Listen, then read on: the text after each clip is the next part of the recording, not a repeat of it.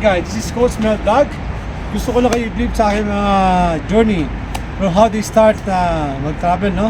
So, of course, we start in the Bahrain and we go to Dubai. We check some places in Dubai as well. So, Dubai is good in terms of buildings, structure. This is amazing place also. But if you're looking for a very historical place, wow, amazing guys. When I first time to visit the place in Georgia, ang masasabi ko lang guys, I feel amazed. So yung mga area na dati nakikita ko lang sa TV, pero ngayon nakikita ko ng personal, minsan nahawakan ko pa. At ang dami kong na-experience dito ng mga magagandang bagay, hindi lang yung places, no? Even the people also.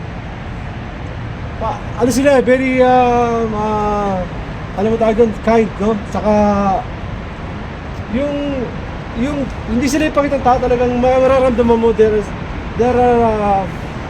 Christianity, no? Yung pagiging Christian nila, pinapakita nila, hindi titignan kung anong klaseng tao ka. So yun ang na-experience ko.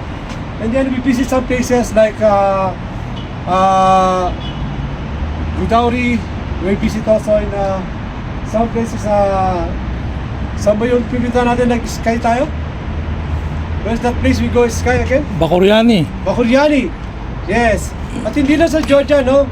Of course, we need to experience another place like Armenia. So Armenia is almost the same in Georgia. So marami rin sila mga churches doon, no? Actually, nabitin nga kami dun sa Armenia kasi napunta lang namin avenue, sobrang lawak ng avenues doon. Ang laki! So, guys, in one day, hindi mo malilibot yun. So, kailangan nyo mag-spend siguro mga, at least, siguro, 7 days. Kung gusto nyo talagang i-explore ang Armenia. Okay? So, nagpunta rin kami dun sa, nag-sky din, nag-cable car din kami dun sa Armenia, no? And then, we went some, Lake Sevan. Lake Sevan. So, dun ako nag-trademark ng aking jump shot na talagang na-impress ako dun sa lugar na yun. And then, we go another lake din, at dun kami nagkuha ni Sir June. So, sobrang ganda rin ng place ng surrounding, no? Sobrang ganda. So, we'll be back again in Georgia. So, we travel again. Yes, we experience again sa Borjomi na nag-sky kami. Sobrang amazing experience namin doon, no? Nag-snow siya, yun ang rain nila ron. Grabe guys, iba experience doon.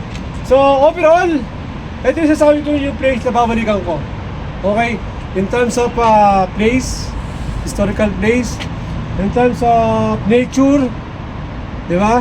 In terms of people as well, napakababait nila. So, yun lang ang masasabi ko. So, yung journey ko ito overall, it was amazing guys. So, hindi mo mababayaran ng pera experience, yung history na nagawa mo rito. So, again, speed of light, you are the one who are make things is possible for me. So, thank you so much. Hanggang sa muling paglalakbay, it's Coach Mel Vlog. See you soon.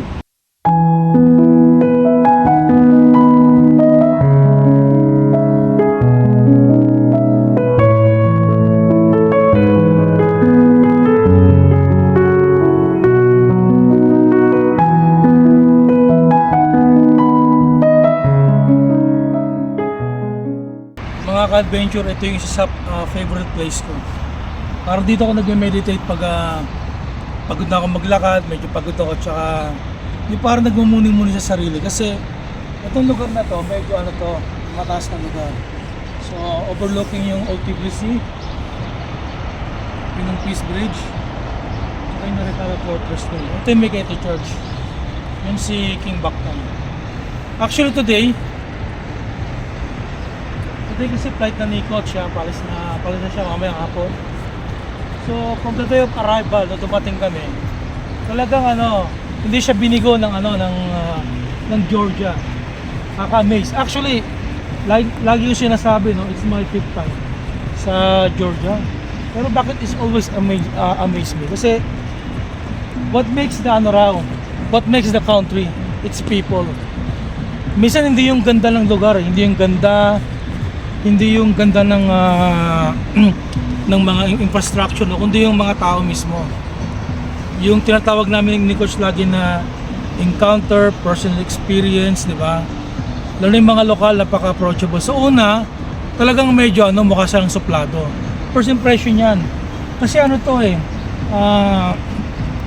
galing to sa galing pa to sa past na kanilang Soviet regime. Bagamat si Joseph Stalin was a local Georgian from Gori. Local Georgian siya from Gori. Ayan, yung inaantay namin dumating na. Yan ang aking tour guide. Yan ang aking best friend dito, si Mr. Bako. Yes, Mr. Bako. Yan ang aking unang nakilala ritong local at saka siya rin yung ang naging tour guide namin. So pupunta kami doon, bababa kami. Kasi na guys, ang ganda ng ambience dito. Kahit summer, malamig dito. Kahit summer, dito lang kayo sa Mekete Church. Kasi napansin ko sa mga Pilipino, puro doon. Upo kayo dito, mag-relax kayo overlooking ang city. Kaya, yun, mga na-encounter namin ni Coach, hindi talaga Basta maratawarin. Part ng history yun, babawin namin na abang buhay. Sana ganoon din kayo, mga Adventure. ka-dyan, mga may mag-travel.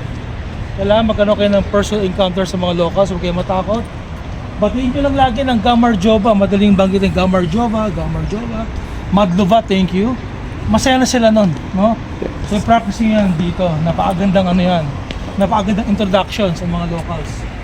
So kaya bababa na kami ni Coach. Full of excited mga ka-adventure dyan.